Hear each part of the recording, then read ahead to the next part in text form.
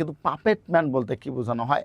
Inclusive development index বা IDI এর সূচকে দক্ষিণ এশিয়া বাংলাদেশের অবস্থান কততম? ভারত পাকিস্তানের মধ্যে সিন্ধু পানি চুক্তিতে মধ্যস্থতাকারী সংস্থা কোনটি? খুবই ইন্টারেস্টিং একটা প্রশ্ন।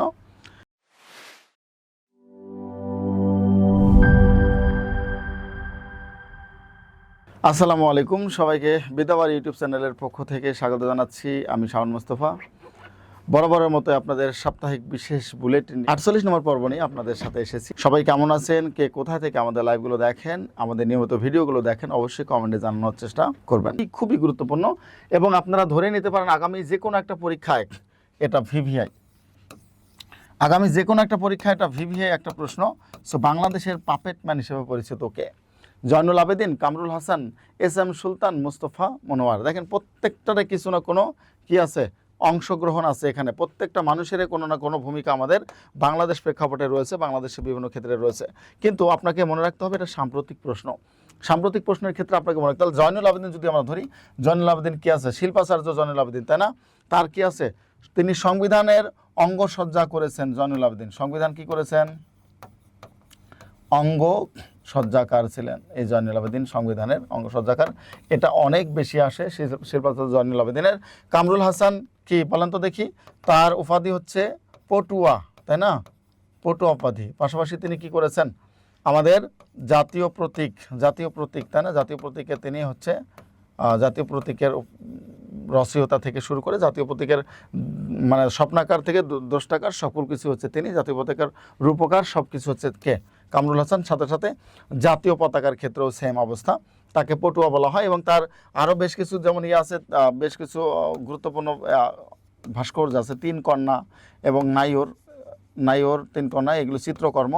এই নাইওর এবং 3 কন্যার মাধ্যমে তিনি কি অমর হয়ে আছেন। এরপর আরও বেশ কিছু কাজকর্ম আছে। এস এম সুলতান, আপনারা সবাই জানি এস এম সুলতান ভাস্কর একজন। এবং তাহলে সবার শেষে আছে মোস্তফা মনোয়ার। আমরা সবাই কম বেশি জানি মোস্তফা মনোয়ার এই কয়েকদিন আগে 29 জুন, তাই না? 29 জুন তিনি মৃত্যুবরণ করেছেন। খুবই গুরুত্বপূর্ণ একটা প্রশ্ন এটা আপনাদের পরীক্ষার জন্য। মোস্তফা মনোয়ার কিসের জন্য গুরুত্বপূর্ণ ছিল বলেন তো? উত্তর হচ্ছে কি এটা? মোস্তফা মনোয়ার মিশুক ভাস্কর্য, তাই না? এই মিশুক ভাস্কর্যের জন্য তিনি এখন পর্যন্ত কি হয়ে আছেন? মিশুক মানে হরিণ, শাবক ছানা, হরিণের শাবক যেটা বলা হয়। এই মোস্তফা মনোয়ার মিশুকের জন্য এখনও কী হয়ে আছেন? অমর হয়ে আছেন। কিন্তু পাপেট ম্যান বলতে কি বোঝানো হয়? এই পাপেট ম্যান বলতে যদি সচরাচর আমি বোঝাই, সেটা হচ্ছে পুতুল নাচ। ঠিক আছে, এটা কি? পুতুল নাচ। এই পুতুল নাচের কি করেছেন তিনি? আবির্ভাব করেছেন। এই পাপেট ম্যান কি করেছেন? পুতুল নাচের আবির্ভাব করেছেন। পুতুল নাচ বিভিন্ন ক্ষেত্রে যে পুতুল নাচের আবির্ভাব, পুতুল নাচের রচয়িতা, পুতুল নাচের দ্রষ্টা বা পুতুল নাচ যিনি নিয়ে এসেছেন, পুতুল নাচ নিয়ে যিনি বিশদ বিশ্লেষণ করেছেন, এটাই হচ্ছে পাপেট ম্যান। কি বলা হয়? পাপেট ম্যান হিসেবে আখ্যায়িত করা। কাকে? মোস্তফা মনোয়ারকে। সো মোস্তফা মনোয়ারের যদি আমরা ছবিটা একটু দেখি, এখানে তাকে দেখতে পাচ্ছি, তিনি হচ্ছেন পাপেট ম্যান হিসেবে পরিচিত। তার পাশাপাশি আমরা যদি বলি যে তিনি কোথায় জন্মগ্রহণ করেছেন, কত সালে জন্মগ্রহণ করেছেন, এটা আমাদের জন্য দরকার। 1 সেপ্টেম্বর 1935 মাগুরা এবং 29 জুন। তাহলে 1 সেপ্টেম্বর তিনি জন্মগ্রহণ করেছেন। 1 সেপ্টেম্বর কোথায়? 1935। আগামী পরীক্ষার জন্য একটা প্রশ্ন কমন ধরে নিতে পারেন। কোথায় জন্মগ্রহণ করেছেন? মাগুরা জেলায়। মৃত্যুবরণ করেছেন কবে? 29 জুন 2026। কত? 29 জুন 2026 তিনি মৃত্যুবরণ করেছেন। এই একজন ব্যক্তিকে নিয়েই যেই কটা তথ্য দিলাম, দেখেন তো আপনারা যে আপডেট বুলেটিন বা আপনারা যা যেখানে লাইভ দেখেন বা যেটা দেখেন এখন, একবারে ফ্র্যাঙ্কলি একটা ব্যাপার বলবেন, এই যে আমাদের আপডেট বুলেটিন আমরা যে তথ্যগুলো আপনাদেরকে সুন্দর করে বিশদ আকারে আলোচনা করি, আপনি কোথাও ঠিক এটা পাবেন কি না?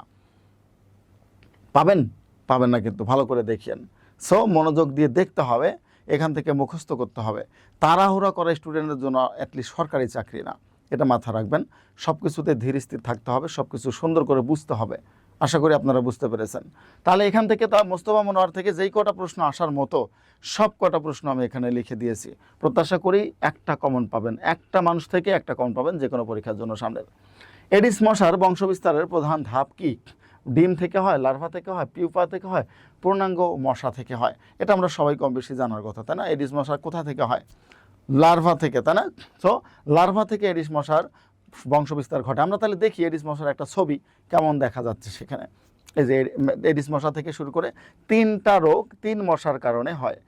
3টা রোগ 3 মশার কারণে হয়। এই যে এডিস মশা, তাই না? ম্যালেরিয়া হয় কি কোন মশা? অ্যানোফিলিস মশা। কোন মশার কারণে? অ্যানোফিলিস অ্যানোফিলিস মশার কারণে ম্যালেরিয়া রোগ হয়। আর এডিস মশার কারণে কি হয় আমাদের, এডিস মশার কারণে আমাদের চিকুনগুনিয়া থেকে শুরু করে কী হয় বলেন তো দেখি, চিকুনগুনিয়া আর কি হয় কমেন্ট করবেন। যা আপনাদের যেই কয় সেকেন্ড আমি সময় দেবো সেই কয় সেকেন্ডের মধ্যে চেষ্টা করবেন যে কমেন্ট করার জন্য। তো এডিস মশা থেকে শুধু চিকুনগুনিয়া হয় নাকি আর কোনো অন্য কোনো রোগ আছে দেখি, কেউ বলতে পারেন কি না পারেন, আপনাদের কমেন্ট আমি একটু দেখার চেষ্টা করি। ডেঙ্গু, তাই না, ডেঙ্গু হয়, অনেকে আপনারা জানেন যে ডেঙ্গু রোগ এডিস মশা থেকে হয়। তারপর জিকা রোগ, জিকা জ্বর হয় কিসে থেকে, এডিস মশা থেকে। এরপর আসেন কিউলেক্স মশা থেকে, কিউলেক্স আপনারা সবাই কম বেশি জানেন, এই কিউলেক্স মশা থেকে যেটা হয়, এখানে ছবি একটা দেওয়া আছে, এটা হচ্ছে গোদ রোগ। কী হয়, গোদ রোগ হয়। অর্থাৎ এই যে হাত পা ফুলে যাওয়ার যে ব্যাপারটা দেখতে পাচ্ছেন আপনারা, এই হাত পা ফুলে যাওয়া, চিকুনগুনিয়ার ব্যাপারটাও দেখতে পাচ্ছেন, এবং এডিস মশার কারণে ম্যালেরিয়া রোগ হয়, এটা আপনারা এখানে দিয়েছে। তাহলে 3টা মশার কারণে 3 ধরনের রোগ হয়, এটা একটা সহজভাবে আপনারা মাথায় রাখবেন যে 3টা মশার কারণে কি হয়, 3 ধরনের রোগের আবির্ভাব হয়। তাহলে এডিস মশার কারণে কি হয়, চিকুনগুনিয়া বা ডেঙ্গু, জিকা 3টা রোগ হয়। অ্যানোফিলিস মশার কারণে ম্যালেরিয়া রোগ হয়, এবং কিউলেক্স মশার কারণে গোদ রোগ হয়। দেখেন তো এই তথ্যগুলো যদি ধরে রাখেন, বিজ্ঞান থেকে ওই প্রশ্নগুলো আসে, অন্যান্য প্রশ্নগুলো থেকে, অন্যান্য পরীক্ষাগুলো থেকে ওইগুলো আসে। সো সুন্দর করে মুখস্থ করে ফেলবেন পরীক্ষার জন্য। ঋণ সালিসি বোর্ড কে প্রতিষ্ঠা করেন? এখানের সব কয়জন লোকেই আমাদের জন্য খুবই গুরুত্বপূর্ণ, তাই না? তারপরেও আমাদের এখানে ঋণ সালিসি বোর্ড কে প্রতিষ্ঠা করেন এটা প্রশ্ন চাওয়া হয়েছে। হোসেন শহীদ সোহরাওয়ার্দী, মাওলানা আমির আলী, একে ফজলুল হক। আমাদের জন্য যে দুটো ব্যক্তি দরকার সেটা হচ্ছে একে ফজলুল হক এবং হোসেন শহীদ সোহরাওয়ার্দী। আপনারা সোহরাওয়ার্দীকে জানেন, আওয়ামী লীগের প্রতিষ্ঠাতা, তাই না? আওয়ামী প্রতিষ্ঠাতা তিনি ছিলেন। এটা আমাদের পরীক্ষা আসার মতো নয় যে হোসেন শহীদ সোহরাওয়ার্দী থেকে যেটা আসে সেটা হচ্ছে গণতন্ত্রের মানসপুত্র, তাই না? গণতন্ত্রের মানসপুত্র বলা হয় কাকে? হোসেন শহীদ সোহরাওয়ার্দীকে। তারপর তার থেকে কি আসে, মানে অবিভক্ত বাংলার শেষ মুখ্যমন্ত্রী, অবিভক্ত বাংলার শেষ মুখ্যমন্ত্রী হচ্ছেন হোসেন শহীদ সোহরাওয়ার্দী। এরপর আমরা যদি দেখি মাওলানা আমির আলী তেমন একটা গুরুত্বপূর্ণ না। একে ফজলুল হক, একে ফজলুল হক সম্পর্কে আমরা জানবো। সো ঋণ সালিসি বোর্ড প্রতিষ্ঠা করেন শেরে বাংলা একে ফজলুল হক। কে প্রতিষ্ঠা করেন? শেরে বাংলা একে ফজলুল হক। তাহলে শেরে বাংলা একে ফজলুল হক সম্পর্কে আমরা একটু দেখার চেষ্টা করি। দেখেন তার জন্ম থেকে শুরু করে তিনি কোথায় জন্মগ্রহণ করেছেন। আবুল কাশেম ফজলুল হক 26 অক্টোবর 1873 সালে বাকেরগঞ্জ জেলার বেঙ্গল প্রেসিডেন্সি, ব্রিটিশ ভারতে তিনি জন্মগ্রহণ করেন। 27 এপ্রিল 1962 সালে তিনি 88 বছর বয়সে ঢাকা বা পূর্ব পাকিস্তানে মৃত্যুবরণ করেন। তার অবদানের ক্ষেত্রে কি বলা হয় তাকে? তাকে বলা হয় বাংলার বাক, তাই না? প্রথম মুখ্যমন্ত্রী, অবিভক্ত বাংলার প্রথম মুখ্যমন্ত্রী বলা হয় তাকে। লাহোর প্রস্তাব উত্থাপন করেন কে? লাহোর প্রস্তাব উত্থাপনকারী হচ্ছে শেরে বাংলা একে ফজলুল হক। তারপরে তার ক্ষেত্রে আর কি কি আছে বলেন তো দেখি। অবিভক্ত বাংলার প্রথম মুখ্যমন্ত্রী, লাহোর প্রস্তাব উত্থাপন করেন, এরপর হচ্ছে বাংলার বাক নামে পরিচিত তিনি। এরপরে শেরে বাংলা থেকে আরও চাইলে আমরা বেশ কিছু তথ্য নিতে পারি, তবে যেগুলো সচরাচর আসে সবকটা যেহেতু এখানে আছে, সুতরাং এর বাইরে আপনাদের আর বেশি পড়ার দরকার নেই। এই লোকগুলো সম্পর্কে, শেরে বাংলাকে ফজলুল হক, হোসেন শহীদ সোহরাওয়ার্দী, মাওলানা ভাসানী, এদের সম্পর্কে কিন্তু আমাদের জানার অনেক ঘাটতি আছে। এটা জানেন তো, আমাদের জানার অনেক বেশি ঘাটতি রয়েছে। সুতরাং এই জায়গাগুলো আমাদের জানতে হবে, সামনের দিনে যে কোনো পরীক্ষায় এগুলো আসার সম্ভাবনা রয়েছে। সো শেরে বাংলাকে ফজলুল হক সম্পর্কে যে কটা তথ্য দিলাম এগুলো মুখস্থ করে ফেলবেন। বাংলাদেশ ব্যাংকের গভর্নর মোহাম্মদ মুস্তাকুর রহমান কততম? সাম্প্রতিক সময় এগুলো সব থেকে বেশ কিছু প্রশ্ন আমরা দেখতে পাচ্ছি, এটাও সাম্প্রতিক তথ্য। সো ব্যাংক রিলেটেড যে পরীক্ষাগুলো আছে একেবারে চোখ বন্ধ করে ধরে নেবেন, এখান থেকে প্রশ্ন আসতে পারে। তাহলে আমরা মুস্তাকুর রহমান সম্পর্কে একটু জানি, ঠিক আছে? মুস্তাকুর রহমান কততম? 14তম বলা হয়ে থাকে এখানে, তিনি 14তম। এখানে দেখেন আমাদের মুস্তাকুর রহমানের ছবি আমরা দিয়েছি। বাংলাদেশ ব্যাংকের প্রথম গভর্নরের ছবি আমরা গভর্নরকে নিয়েছি, এনএম হামিদ, যেটা হামিদুল্লাহ নাম আমরা জানি সবাই এটার, হামিদুল্লাহ, এবং সবার শেষে মুস্তাকুর রহমান। এই আলী আহসান এইচ মনসুরের আগেই পরেই মূলত মুস্তাকুর রহমান বাংলাদেশ ব্যাংকের কততম? 14তম যদি গভর্নর হিসেবে তিনি এখানে ইন করেছেন, এবং 2026 সালে তিনি ইন করেছেন। তাহলে আমরা প্রথমটা এবং শেষটাকে মনে রাখার চেষ্টা করব। একটা জিনিস মনে রাখবেন, দেখেন আমরা নিজেরাই কিন্তু ওই সালেউদ্দিন আহমেদ থেকে শুরু করে এদেরকে দেখেছি, তাই না? 5 সাল থেকে পড়া যাওয়া দেখেছি। সালেউদ্দিন আহমেদকে আমরা নাম জানি, আতিউর রহমানের নামও আমরা সবাই জানি, তিনি একেবারে দীর্ঘ সময় ছিলেন। এরপর আমরা যদি দেখি ফজলে কবির কিছুদিন আগেই 22 সালের দিকে তিনি নেই। আব্দুর রউফ তালুকদার 22 থেকে 24 সাল, নুরুন নাহার ভারপ্রাপ্ত 24 সালে যিনি ছিলেন, এবং আহসান এইচ মনসুর 24 থেকে 26, এবং বর্তমানে আমাদের আছেন মুস্তাকুর রহমান। তাহলে তার সম্পর্কে বিস্তারিত তথ্যগুলো আমি এখানে দেওয়ার চেষ্টা করেছি। আশা করি এখান থেকে ক্লিয়ার হবেন এই তথ্যগুলো। ইনক্লুসিভ ডেভেলপমেন্ট ইন্ডেক্স বা IDI এর সূচকে দক্ষিণ এশিয়া বাংলাদেশের অবস্থান কততম? আমি গত ক্লাসে আপনাদের IDI সম্পর্কে কি দিয়েছিলাম, সারা বিশ্বের অবস্থান দেখিয়েছিলাম গত আপডেট বুলেটিনে। আজকের আপডেট বুলেটিনে আমি বলেছি যে দক্ষিণ এশিয়ায় বাংলাদেশের অবস্থান কত। দেখেন, দক্ষিণ এশিয়া বাংলাদেশের অবস্থান আসার সম্ভাবনাটা বেশি, তাই আপনাদের জন্য এটা নেওয়া হয়েছে। ওইটার চেয়েও বিশ্বের মধ্যে যে অবস্থান, এটার চেয়েও কি এই দক্ষিণ এশিয়া বাংলাদেশের অবস্থানটা কত, এটা সবচেয়ে বেশি আসার সম্ভাবনা রয়েছে। সো দক্ষিণ এশিয়া বাংলাদেশের অবস্থান হচ্ছে 4র্থতম বা 4তম। তাহলে দক্ষিণ এশিয়া 4র্থতম হলে প্রথম অবস্থানে কে আছে? প্রথম অবস্থান আছে নেপাল, শুধু এটাই মনে রাখবেন। প্রথম অবস্থানে কোনটা আছে? নেপাল আছে প্রথম অবস্থানে। তাহলে IDI ডেভেলপমেন্ট, ইনক্লুসিভ ডেভেলপমেন্টের ইন্ডেক্সের IDI এর সূচকে দক্ষিণ এশিয়া বাংলাদেশের অবস্থান 4র্থ এবং প্রথম অবস্থানে আছেন নেপাল। তাহলে শেষ এবং বাংলাদেশ এবং তা প্রথমকে আছে, এই দুটো তথ্য মনে রাখলে আশা করি হয়ে যাবে। তারপরে প্রশ্ন আমরা আসি। আজকে শুধু আপনাদের প্রশ্নগুলো বেশি বেশি পড়ানোর চেষ্টা করব। ভারত পাকিস্তানের মধ্যে সিন্ধু পানি চুক্তিতে মধ্যস্থতাকারী সংস্থা কোনটি? খুবই ইন্টারেস্টিং একটা প্রশ্ন, এবং এই প্রশ্ন কেন আবার নতুন করে এনেছি বা এসেছে, এটার মূল কারণ হচ্ছে সাম্প্রতিক সময় আপনারা জানেন যে সিন্ধু নদের পানি নিয়ে ভারত পাকিস্তানের মধ্যে বেশ কিছু দ্বন্দ্ব রয়েছে। তার আগে একটা ব্যাপার শিওর করি, সেটা হচ্ছে 1960 সালে, তাই না, 1960 সালে এই ভারত পাকিস্তানের মধ্যে সিন্ধুর পানি চুক্তি যে বলা হয়, সিন্ধু পানি চুক্তি স্বাক্ষরিত হয়। কত সালে? 1960 সালে এই সিন্ধুর পানি চুক্তি স্বাক্ষরিত হয়। তৎকালীন সময় মূলত পাকিস্তানের যিনি ছিলেন তিনি ছিলেন আইয়ুব খান, তাই না? আইয়ুব খান ছিলেন এই ক্ষমতায়, তখন এই পানি চুক্তি হয়। এবং এই সিন্ধু নদের মধ্যে 6টি নদী ছিল। কয়টি? 6টি নদী ছিল। 6টি নদীর মধ্যে পূর্ব অংশে যে নদী ছিল, পূর্ব অংশের নদীগুলো ভারতের অধীনে ছিল, ভারতের 3টি, এবং পশ্চিমের যে 3টি নদী ছিল সেটা পাকিস্তানের অধীনে 3টি ছিল। এই নদীগুলোর ক্ষেত্রে যদি আমি বলি যে 3টি নদী এবং 3টি নদী, তারা কিন্তু এই তিনটি নদীতে আলাদা করে কি করেছে? একক আধিপত্য বিস্তার করেছিল এই নদীগুলোতে। কিন্তু সাম্প্রতিক সময় হঠাৎ করে এই পশ্চিম পাকিস্তানের যে মানে পশ্চিমে যে নদীগুলো ছিল, পশ্চিম পাকিস্তান না, মনে রাখবেন, পূর্ব এবং পশ্চিমে দুটো ব্যাপার মনে রাখবেন। সাম্প্রতিক সময় আমরা যেটা দেখতে পাচ্ছি, এই সিন্ধু নদের পানি নিয়ে কিন্তু কি দেখা দিচ্ছে? বড় একটা দুই দেশের মধ্যে একটা ক্যাসাল দেখা দিয়েছে। এই সিন্ধু নদের পানি, সিন্ধু নদের মধ্যেই কি ছিল? 6টি নদী একসাথে বহমান ছিল। এর মধ্যে ভারতের 3টি ছিল, পাকিস্তানের 3টি ছিল। ভারতের যে 3টি ছিল, ভারতের 3টি নদীর ক্ষেত্রে আপনাদের যদি আমি জাস্ট একটু নামগুলো মেনশন করি যে ভারতের কোন কোন 3টা নদী ছিল। সো ভারতের 3টা নদীর মধ্যে উল্লেখযোগ্য যে নদীটা, মানে সিন্ধু কিন্তু কোনো নদী না, সিন্ধু নদীর আগেই অন্য যে নদীর কথাগুলো আমি বলেছি, এই 3টি নদী যে ভাগ আছে, এই 3টি ভাগ নদী আমি একটু নিয়ে আলোচনা করব। যেমন রাভি, বিয়াস ও সাতলেজ। কি রাভি, অর্থাৎ ভারতের অধীনে ছিল কোন কোন নদী? রাভি নদী, তারপর হচ্ছে বিয়াস নদী, এবং সর্বশেষ হচ্ছে সাতলেজ নদী। দেখেন, এই 3টা হচ্ছে কার অধীনে?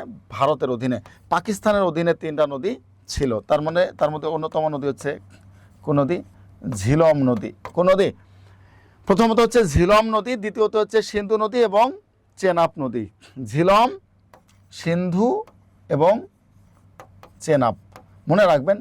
এই যে নদীগুলো ভারত থেকে, অর্থাৎ সিন্ধু নদীর মধ্যে এটা পড়েছে, অর্থাৎ এই পশ্চিম অংশের নদীগুলো কারা ভাগ করেছে? পাকিস্তান। আর পূর্ব অংশের নদীগুলো ভারত পেয়েছে। এই 6টা নদী থেকে কোথা থেকে এসেছে বলেন তো দেখি? এটা হচ্ছে তোমার তিব্বতের হিমবাহ থেকে, তিব্বতের মানস সরোবর থেকে মূলত এই নদীগুলোর উৎপত্তি। এই তিব্বতের কোথায়? মানস সরোবর থেকে এই নদীগুলোর উৎপত্তি হয়েছে। এই নদী উৎপত্তি হওয়ার পরে 6টি নদী, 3টি নদী রাভি, বিয়াস ও সাতলেজ নদী ভারতের অধীনে চলে যায়, তারা এখান থেকে পানি নিচ্ছিল। এবং পশ্চিমের নদী যে 3টা ছিল, ঝিলম, সিন্ধু এবং চেনাব, এই 3টা নদীতে কি তারা পাকিস্তান পানি নিচ্ছিল। কিন্তু এই সিন্ধু নদীর পানিটা হঠাৎ করে পাকিস্তানের সাথে 60 সালে যে মানে 58 থেকেই দ্বন্দ্ব শুরু হয়, 60 সালের দিকে পাকিস্তানকে হঠাৎ বন্ধ করে দেয় ভারত, কারণ তাদের এই রাস্তা দিয়ে মূলত পানিটা এসেছে কাশ্মীর হয়ে। সো এই জন্য বন্ধ করে দেওয়ার কারণে এই নতুন করে আবার যখন পাকিস্তানের সাথে ভারতের দ্বন্দ্ব হলো তখন এই সিন্ধু নদের পানি হয়েছে। এই জন্য সিন্ধু নদটা খুব বেশি গুরুত্বপূর্ণ। সো 3টা নদী ভাগের মধ্যে সিন্ধু নদের পানিটা হঠাৎ করে তারা বন্ধ করে দিয়েছে এবং পাকিস্তান বলেছে এটা স্পষ্ট যুদ্ধ আমাদের সাথে। ঠিক আছে, কি বলেছে? এটা যুদ্ধ। এবং তারা এটাও বলেছিল যে গুলি করে সব উড়িয়ে দেবো, তাই না? সো এই সিন্ধু নদ হচ্ছে সেই সিন্ধু নদ। 6টা নদীর মধ্যে সিন্ধু ছিল, ঝিলম ছিল এবং চেনাব ছিল। এটা মূলত কারা করেছে? বিশ্বব্যাংক এর মধ্যে মধ্যস্থতাকারী সংস্থা হিসেবে কাজ করেছিল এই সিন্ধু চুক্তিতে। 60 সালে হয়েছে এবং আবার নতুন করে এটা নিয়ে কথাবার্তা হচ্ছে। এই যে দেখেন সিন্ধু নদীর ছবিটা আমি আপনাদের এখানে নিয়েছি, কিভাবে ঠিক আসলো। পাকিস্তান এই পাশে, এপাশে চীন, এপাশে নেপাল, এপাশে ভারত, মানে ও পাশে ভারত। সো এই 4টা দেশের মধ্যেই নদীগুলো বহমান, কিন্তু সবগুলো দেশের মধ্যে কম কম করে এটা আছে। তবে ভারত এবং পাকিস্তানের মধ্যে সবচেয়ে বেশি নদী পড়ার কারণে এই নদী নিয়ে নানান ধরনের কথা বলা হচ্ছে। এই সিন্ধু নদী দেখেন কত বড় জায়গা জুড়ে কি রয়েছে। ইন্ডিয়াও রয়েছে, চীনও রয়েছে, পাকিস্তানও রয়েছে। 3টা দেশ থাকার পরেও ভারত এটার পানি বন্ধ করে দেওয়ার চিন্তা করেছে অনেক থেকে। সো এই জন্য ভারতের সাথে পাকিস্তানের একটা দ্বন্দ্ব আমরা দেখতে পাচ্ছি অনেক আগে থেকেই চলছে সিন্ধু নদ নিয়ে। ন্যাটো সম্মেলন 2026 কোথায় অনুষ্ঠিত হবে? অলরেডি ন্যাটো সম্মেলন অনুষ্ঠিত হয়ে যাচ্ছে 7 এবং 8 জুলাই, তাই না? 7 এবং 8 জুলাই ন্যাটো সম্মেলন অনুষ্ঠিত হচ্ছে। এখানে কোথায় অনুষ্ঠিত হবে? যেহেতু পরীক্ষা আপনাদের এখানে এসেছে, তার মানে আমরা এটা জানি যে কোথায়? আঙ্কারা, তুরস্কের আঙ্কারাতেই ন্যাটো সম্মেলন হচ্ছে। এটার শুধু তারিখগুলো এখন মনে রাখবেন, 7 ও 8 জুলাই। কত সালে? 7 ও 8 জুলাই। এর সাথে সাথে আর সম্পূরক প্রশ্ন হিসেবে দু একটা যদি আমি দেই, বর্তমানে ন্যাটোভুক্ত দেশ হচ্ছে কতটি? 32টা দেশ, তাই না? 32টা দেশ। সর্বশেষ হিসেবে কোন দেশ এসেছে? সুইডেন এসেছে। কোন দেশ? সুইডেন এসেছে। এটার সাথে একটা সম্পর্ক হিসেবে নিয়ে নেন আর কি। সর্বশেষ দেশ সুইডেন। ন্যাটোতে যুক্ত আছে 32টা দেশ, তার মধ্যে 30টা হচ্ছে ইউরোপের দেশ, বাকি 2টা কোন দেশ? আমেরিকা, তাই না? ইউরোপ এবং 2টি হচ্ছে আমেরিকা মহাদেশের দেশ। সো এই হচ্ছে মোটামুটি ন্যাটোভুক্ত বা ন্যাটো থেকে যা আসতে পারে। ন্যাটো 1949 সালে গঠিত হয়, এটা এখন আর তেমন আসে না। ন্যাটোর সর্বশেষ সদস্য এবং সম্মেলন যেহেতু হয়ে গেছে, এটা মাথা রাখবেন, সর্বশেষ সম্মেলন থেকে আপনাদের পরীক্ষা প্রশ্ন দিয়ে দিতে পারে। তো সর্বশেষ সম্মেলন যেটা হয়েছে এটা একটু সবাই পড়ে নেবেন, 7 এবং 8 জুলাই। সম্প্রতি জাতীয় বাস্তবায়ন কমিটি নিকারে অনুমোদন পাওয়া 3টি নতুন উপজেলার নাম কি? খুবই গুরুত্বপূর্ণ। তাহলে কথা হচ্ছে বাংলাদেশে বর্তমান উপজেলার সংখ্যা কতটি? যেহেতু নিকার অনুমোদন পেয়েছে, তবে এটা মাথা রাখবেন, নিকার অনুমোদন পাওয়া মানে যতক্ষণ পর্যন্ত না গেজেট হয়েছে ততক্ষণ পর্যন্ত আমরা সেগুলোকে কি করতে পারবো না, কাউন্টিং করতে পারবো না। এখনও পর্যন্ত 500টি উপজেলার কথা আমরা জানি। তো এটা যদি 3টা আবার গেজেট আকারে চলে আসে তাহলে 503টা হবে, কিন্তু গেজেট আকার আগ পর্যন্ত আপনারা এটাকে হিসেব করবেন না, বাদ দিয়ে দিতে পারে বাংলাদেশের সর্বশেষ উপজেলা কোনটি। সো এখানে 3টা উপজেলা আছে, শুধু একটা উপজেলা না, 3টা। ফটিকছড়ি উত্তর, বাঙ্গরা ও দক্ষিণ গফরগাঁও। ফটিকছড়ি দক্ষিণ, দেবিদ্বার, পাগলা, হালদা, বাঙ্গরা, দক্ষিণ গফরগাঁও। তো আমরা সবাই জানি যে ফটিকছড়ি উত্তর একটা নতুন উপজেলা হয়েছে। আমরা যদি এখানে উপজেলার ইয়েটা দেখি, একটু দেখেন যে 3টি উপজেলা এবং একটি থানার অনুমোদন দেওয়া হয়েছে। 3টি উপজেলার মধ্যে কোনটা? চট্টগ্রামের ফটিকছড়ি উত্তর, কুমিল্লার বাঙ্গরা, তাহলে কুমিল্লা, চট্টগ্রাম এবং ময়মনসিংহের দক্ষিণ গফরগাঁও, এই 3টা উপজেলার অলরেডি পারমিশন দিয়েছে। আর একটা নতুন থানার পারমিশন দিয়েছে, সেটা হচ্ছে চট্টগ্রামের হালদা থানা। খুবই কেয়ারফুলি মনে রাখবেন, থানা এবং উপজেলার মধ্যে তফাৎ আছে। উপজেলা পরিষদ থাকতে হয়, কিন্তু থানাতে শুধু ফাঁড়ি থাকে। এই জন্য উপজেলা পরিষদের সকল উপজেলা হচ্ছে পূর্ণাঙ্গ একটা পরিষদ। পৌরসভা হলে হবে, না হলে পূর্ণাঙ্গ একটা পরিষদ হচ্ছে উপজেলা পরিষদ। কিন্তু থানার ক্ষেত্রে শুধুমাত্র ওখানে ফাঁড়ি পুলিশের একটা থানা থাকবে, উপজেলা পরিষদ সেটা নয়। তো তাহলে 3টা উপজেলা পারমিশন দিয়েছে এবং একটা থানা।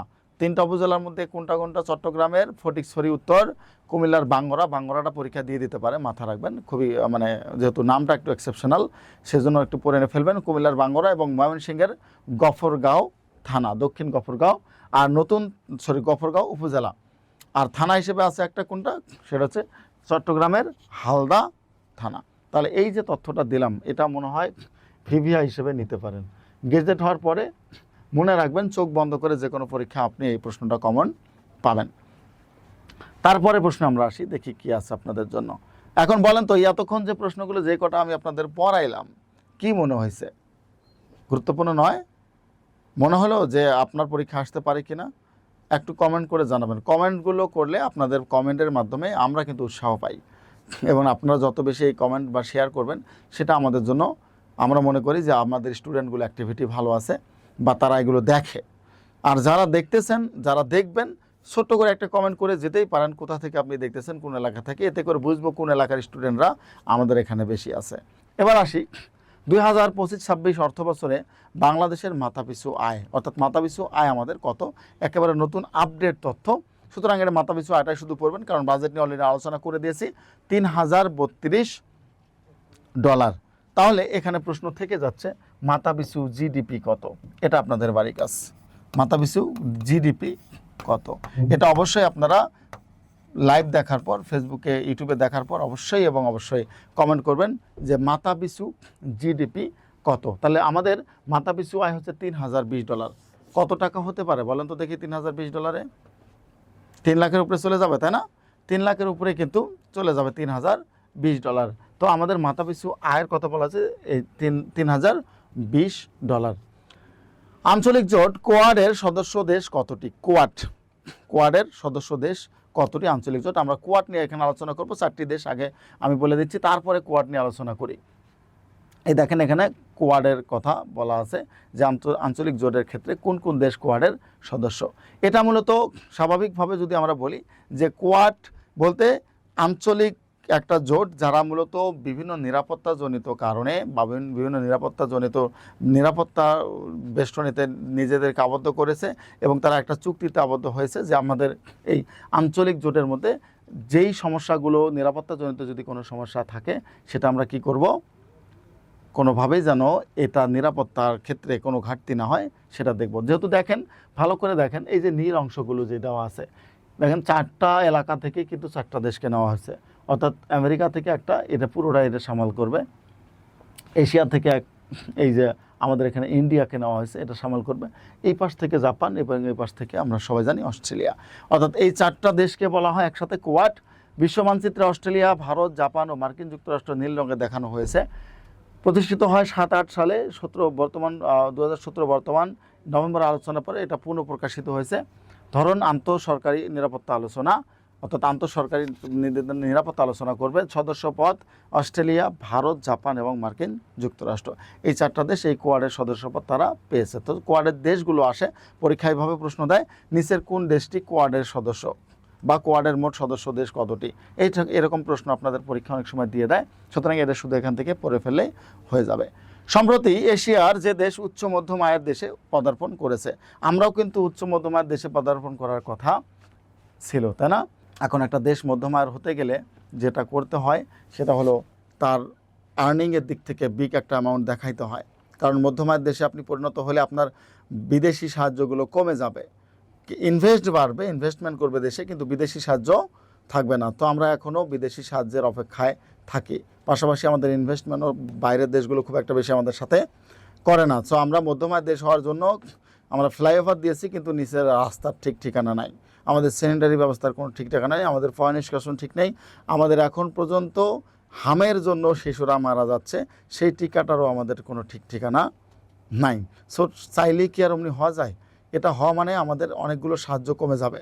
সো আমাদের যা কিছু করার সাবধানে করতে হবে। যাই হোক, শ্রীলঙ্কা এখান থেকে বের হয়েছে। একবার চিন্তা করে দেখেছেন, এই শ্রীলঙ্কা কিছুদিন আগেই কিন্তু দেউলিয়া হয়েছিল, তাদের মুদ্রাস্ফীতি 10% উপরে চলে গিয়েছিল, এবং 1 কেজি চাল, 100 টাকা চাল 1000 টাকা তারা কিনে খেয়েছে।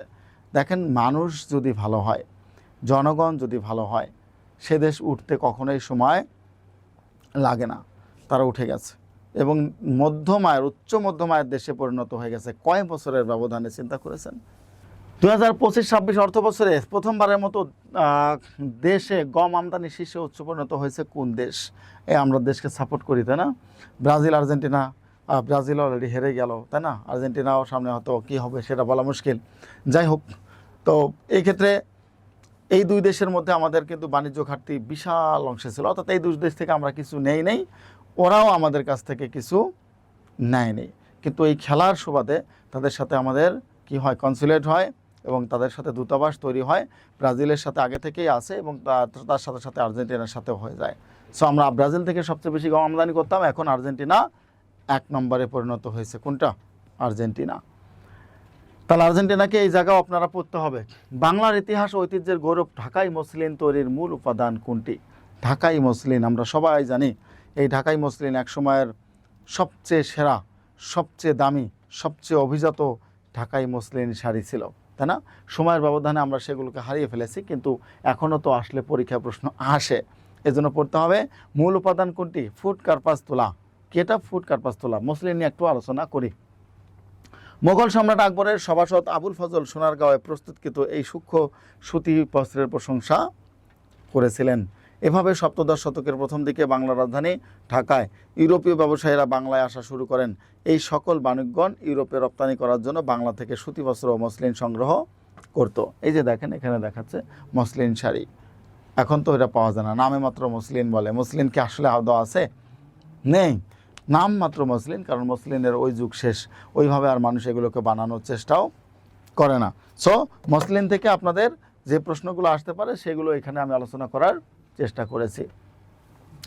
মুক্ত ইন্দো প্যাসিফিক ধারণা কোন দেশের সাথে সম্পৃক্ত? মুক্ত ইন্দো প্যাসিফিক ধারণা, এটা বলেন দেখি, কে বলতে পারবেন? মুক্ত ইন্দো প্যাসিফিক, 8 সেকেন্ড সময় দিচ্ছি আপনাদের, এটা নিয়ে একটু কমেন্ট করেন সবাই। মুক্ত ইন্দো প্যাসিফিক ধারণা কোন দেশের সাথে সম্পৃক্ত? এখানে কয়টা দেশ আছে? 4টা, যুক্তরাষ্ট্র, চীন, জাপান এবং ভারত। কোনটা হবে?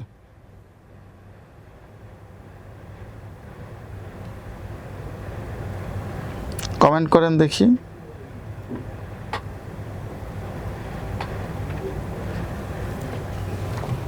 তাহলে মুক্ত ইন্দো প্যাসিফিক ধারণা কোন দেশের সাথে সম্পৃক্ত? যুক্তরাষ্ট্র, চীন, জাপান, ভারত।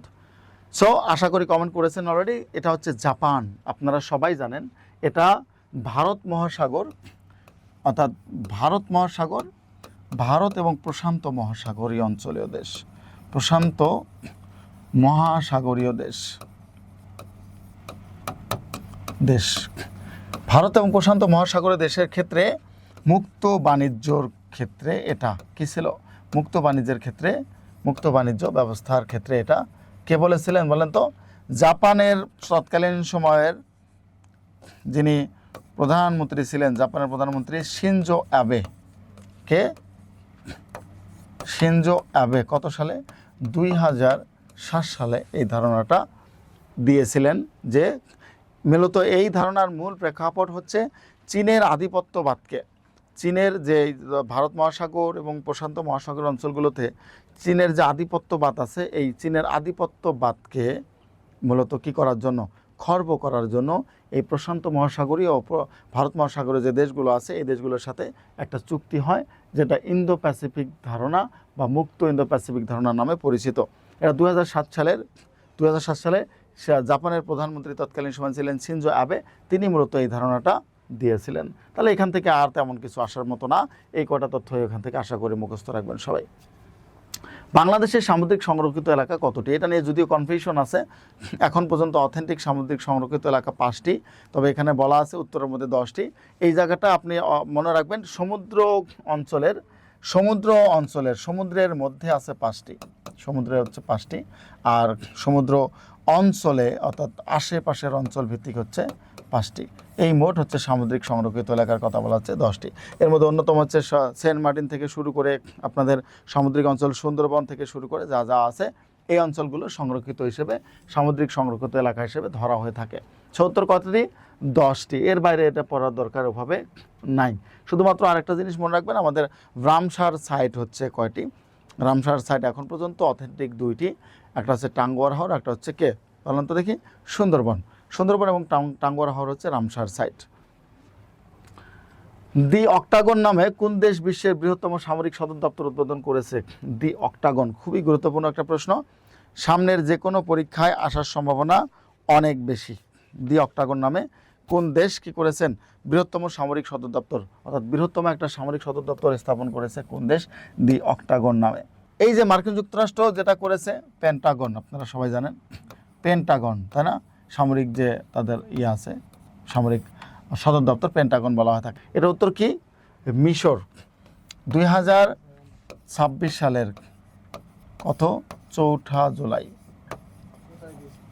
তাহলে এটার উত্তর হচ্ছে কি মিশর। তুরস্ক না, তুরস্ক হবে না, চীনও হবে না। যুক্তরাষ্ট্রের কথা বললাম, এটা হচ্ছে পেন্টাগন, যুক্তরাষ্ট্রের পেন্টাগন। এটা হচ্ছে 5 বাহু বা পঞ্চবাহু বিশিষ্ট, তাই।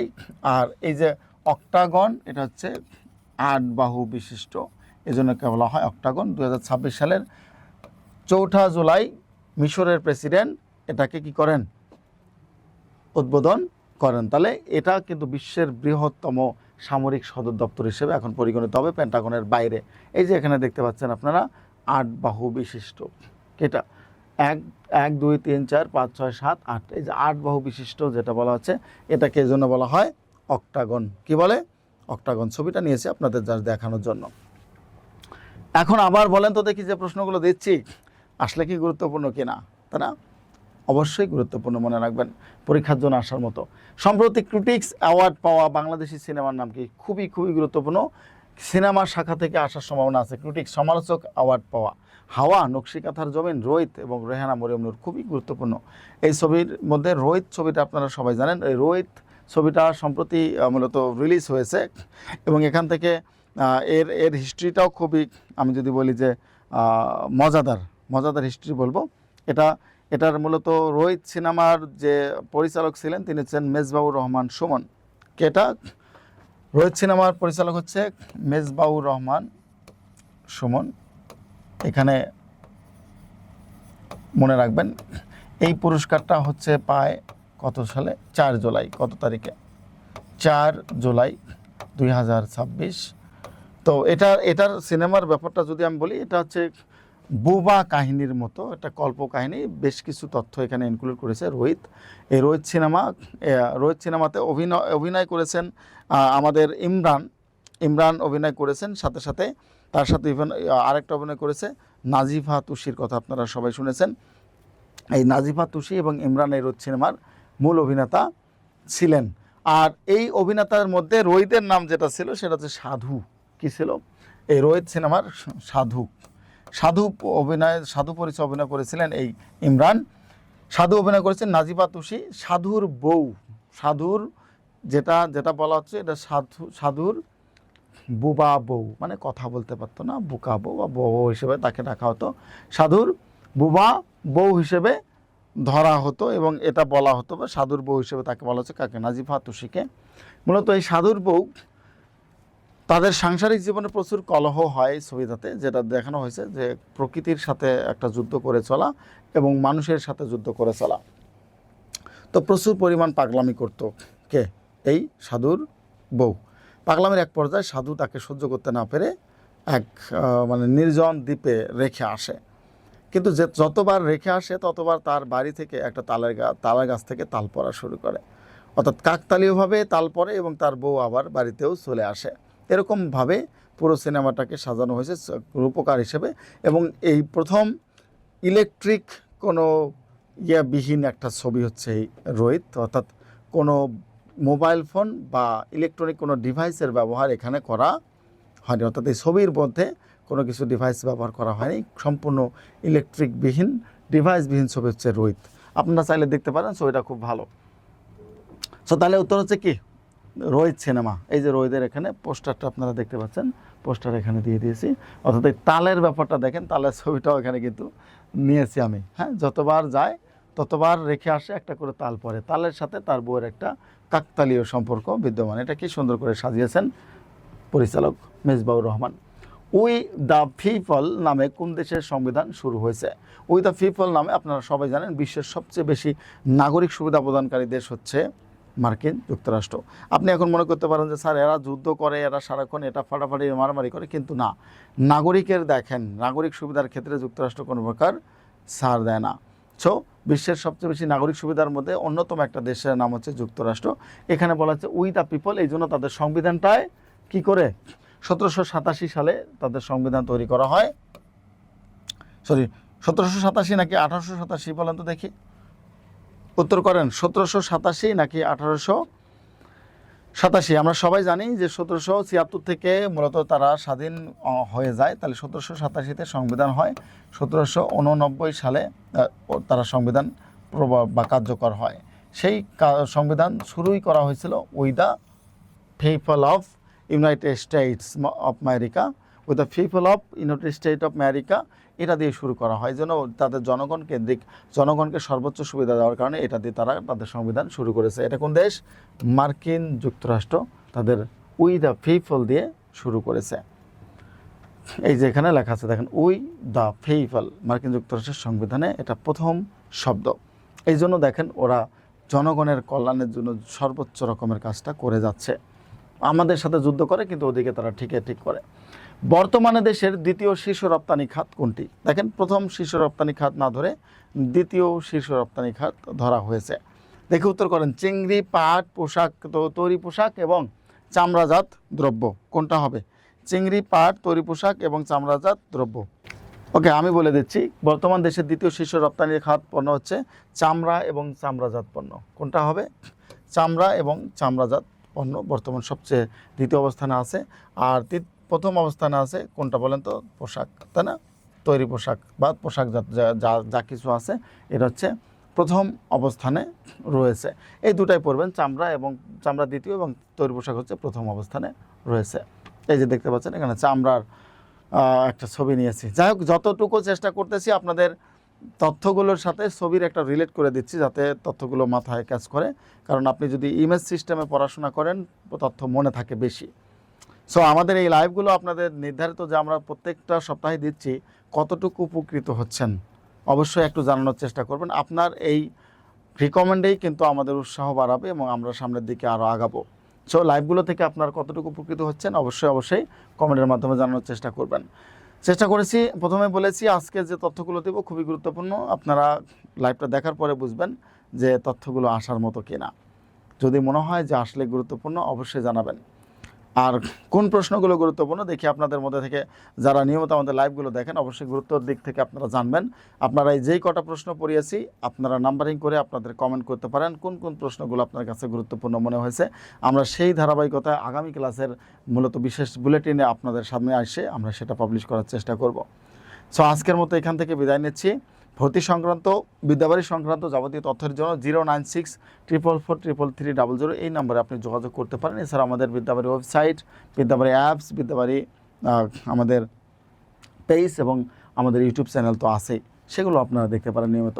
সবাই ভালো থাকবেন, সুস্থ থাকবেন, সুন্দর থাকবেন। আজকের মতো বিদায় নিচ্ছি। আল্লাহ হাফেজ।